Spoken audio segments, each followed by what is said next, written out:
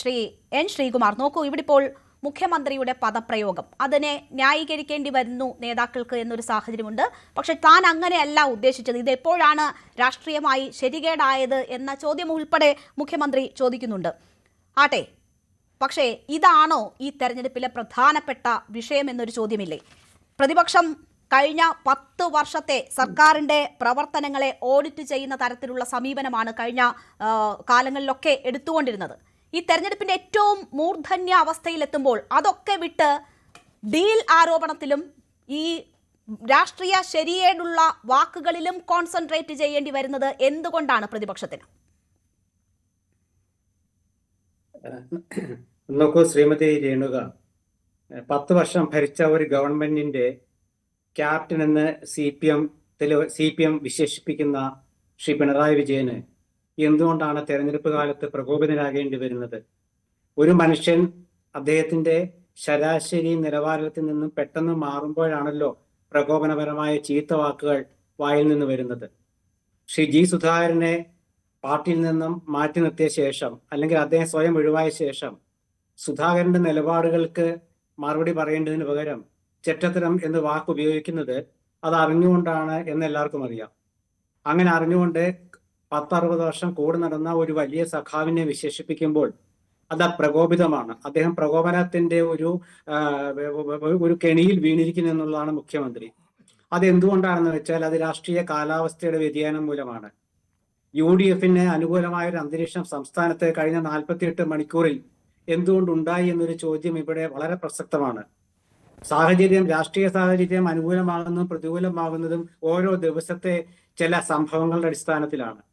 അതാദ്യം തെരഞ്ഞെടുപ്പിന് ദിവസം തന്നെ സ്വന്തം സ്ഥാനാർത്ഥികളെ പ്രഖ്യാപിച്ച LDF-ഉം പിറ്റേന്ന് സുധാകരൻ വിഷയത്തിൽ UDF-ഉം ഒക്കെ വലിയ പ്രതിസന്ധിയിലായി. പക്ഷെ അതിനുശേഷം എല്ലാം പരിഹരിച്ച് UDF പെട്ടെന്ന് ശുഭാപ്തി വിശ്വാസം വീണ്ടെടുത്തതിന്റെ ഒരു പ്രത്യേക സാഹചര്യത്തിൽ ഉണ്ടായ മനോവിഷമം ഒരുപക്ഷെ CPM നേതാക്കൾക്ക് ഉണ്ടായിരിക്കാം. അതുകൊണ്ടാണ് മുഖ്യമന്ത്രി ചെറ്റത്തരം എന്ന വാക്കും മുൻ മന്ത്രി തോമസ് ഐസക് കോമാളി എന്ന വാക്കും ഒക്കെ ഉപയോഗിക്കുന്നത്. നിങ്ങളൊരു കാര്യം മനസ്സിലാക്കൂ, കേരളത്തിലെ മുതിർന്ന നേതാക്കളിൽ ഇത്തരം വാക്കുകൾ ഉപയോഗിക്കുന്നത് കമ്മ്യൂണിസ്റ്റ് നേതാക്കളിൽ നിന്നാണ്, കോൺഗ്രസ് നേതാക്കളിൽ നിന്നല്ല. വളരെ അപൂർവമായിട്ടുള്ള പ്രസംഗ വേദികളിൽ കേൾക്കാമെങ്കിലും പത്രസമ്മേളനങ്ങൾ ആലോചിച്ചുറപ്പിച്ച് പറയുന്ന ചില കാര്യങ്ങളിലൊന്നും ഇത്തരത്തിൽ വാക്കുകൾ കടന്നു വരാറില്ല. പ്രത്യേകിച്ച് കോൺഗ്രസ് നേതാക്കൾ ഇപ്പൊ AK ആന്റണി ആണെങ്കിലും രമേശ് ചെന്നിത്തല ആണെങ്കിലും ശശി തരൂരാണെങ്കിലും VD സതീശനാണെങ്കിലും ഒക്കെ നിങ്ങളൊക്കെ അവരുടെ ഭാഷകൾ ശ്രദ്ധിച്ചു നോക്കിക്കോളൂ. നിങ്ങൾക്ക് ഇത്തരത്തിലൊരു ഭാഷ അവരിൽ നിന്നും കിട്ടാൻ വഴിയില്ല. പ്രസംഗപീഠത്തിൽ ഒരു പക്ഷേ ചിലരൊക്കെ ഈ പ്രയോഗം നടത്തിയിട്ടുണ്ടാകില്ലെന്ന് പറയുന്നില്ല. പക്ഷെ ഇത് പ്രസംഗത്തിലും അല്ലാത്തപ്പോഴും ഒക്കെ ഇങ്ങനെ പ്രതികരിക്കുന്നെങ്കിൽ അതിന്റെ അർത്ഥം അവർക്ക് കൃത്യമായ മറുപടി പറയാനില്ലാത്തതുകൊണ്ടാണ്. ഇവിടെ വേറൊരു വിഷയം രേണുക ചോദിച്ചല്ലോ, ഇതൊക്കെ എന്തിനാ വിഷയമാക്കുന്നത്? ജനങ്ങളുടെ മുമ്പിൽ ഇതൊരു വിഷയങ്ങളല്ല. ജനങ്ങൾ ഇത് ചർച്ച ചെയ്ത് കഷ്ടം എന്ന് പറയുന്നതേ ഉള്ളൂ. ജനങ്ങളുടെ മുമ്പിലുള്ള വിഷയം എന്താണെന്ന് വെച്ചാൽ അവരനുഭവിക്കുന്ന നിത്യജീവിതത്തിൽ അനുഭവിക്കുന്ന ഇന്നത്തെ ഗ്യാസ് സിലിണ്ടർ പ്രശ്നം, അതുപോലെ തൊഴിലില്ലായ്മ പ്രശ്നം, PSC ജോലി കിട്ടാത്ത പ്രശ്നം, ആശുപത്രികളിലെ ദുരന്ത പ്രശ്നം, ക്ഷേമ പെൻഷൻ കൃത്യമായി കിട്ടാത്ത പ്രശ്നം, ശമ്പളത്തിന്റെ ആനുപാതികമായി കിട്ടേണ്ട DR കിട്ടാത്ത വിഷയം, അങ്ങനെ ഒരുപാട് വിഷയങ്ങളുണ്ട്, ജനകീയ വിഷയങ്ങള്. അതാണ് ജനങ്ങളുടെ മനസ്സിലത് മാത്രമേ ഉള്ളൂ. പക്ഷെ മാധ്യമങ്ങളാണ് ഇതൊക്കെ ചർച്ച ചെയ്യുന്നത്. ഇപ്പൊ ഡീല്, ഏത് വീട്ടിലാണ് ഡീല് ചർച്ച ചെയ്യുന്നത്?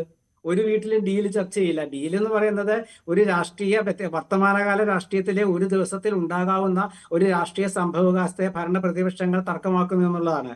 അത് 2 ദിവസം കഴിഞ്ഞാൽ അതങ്ങ് കഴിയും. 2 ദിവസം കഴിഞ്ഞിട്ട് പക്ഷേ അത് കഴിയുന്നില്ലല്ലോ. ഇന്ന് കൂടുതൽ മണ്ഡലങ്ങളുടെ പേര് പറഞ്ഞുകൊണ്ട് VD സതീശൻ രംഗത്ത് വരുന്നതാണ് നമ്മൾ കണ്ടത്.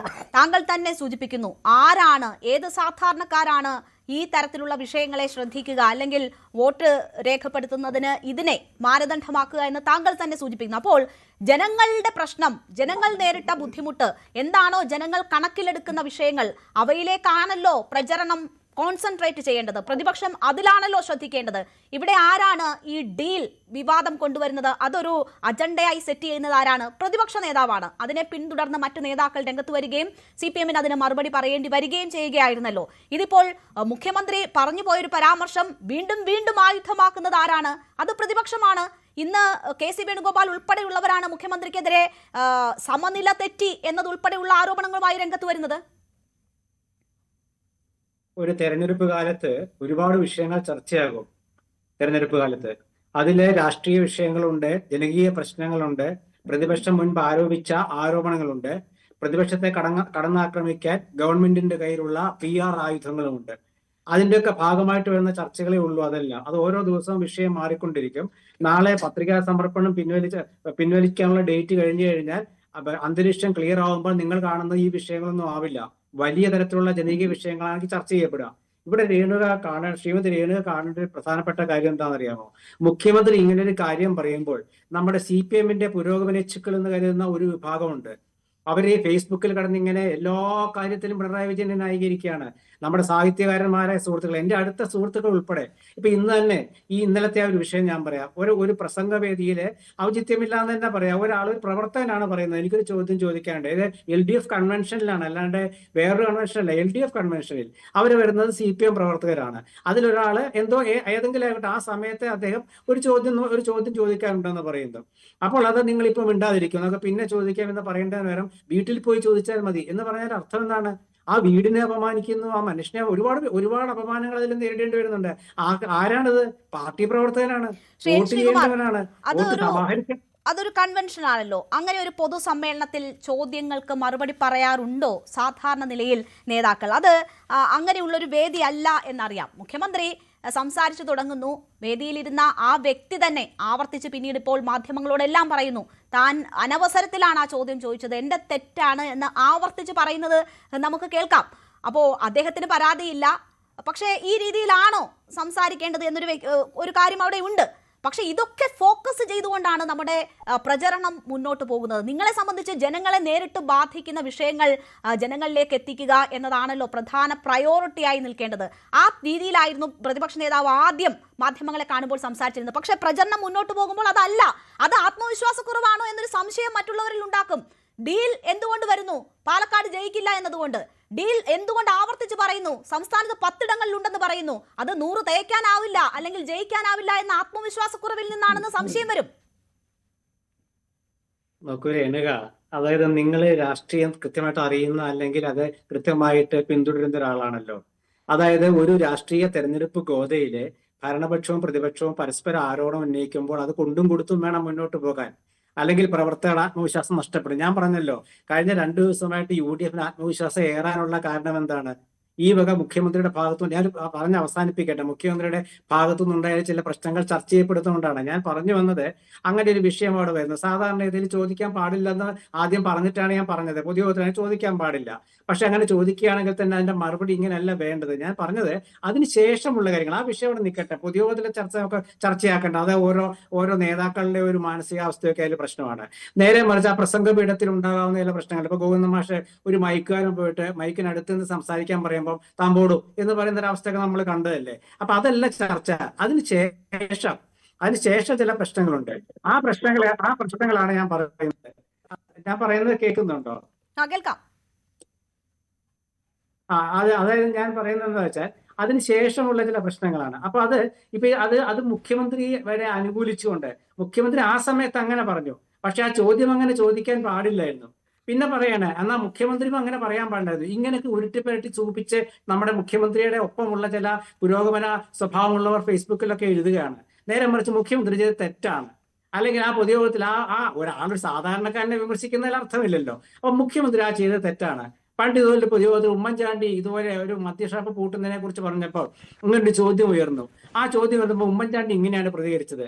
അത് ആ രീതിയിൽ അങ്ങ് പ്രതികരിച്ച് പോയാൽ പോരായിരുന്നോ? പ്രവർത്തിക്കുന്ന പ്രവർത്തകനല്ലേ ചോദിച്ചത് എന്നൊക്കെ പറയുന്നതിന് പകരം മുഖ്യമന്ത്രി സുഖിപ്പിക്കുകയാണ്. മുഖ്യമന്ത്രി ഇത് ശരിയാണെന്ന് പറയാണ്.